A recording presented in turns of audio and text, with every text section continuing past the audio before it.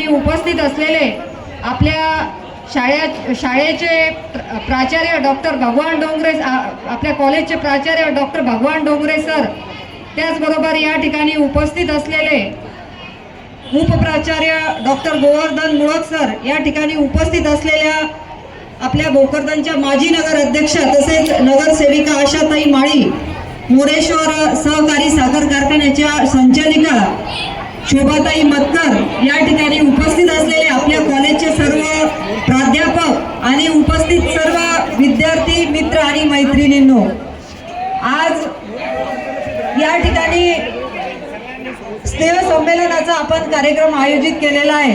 आणि शाळेचं शिक्षण असेल, नंतर 11वी 12वी उच्च कॉलेजचं शिक्षण असेल आणि त्यानंतर तुम्ही आता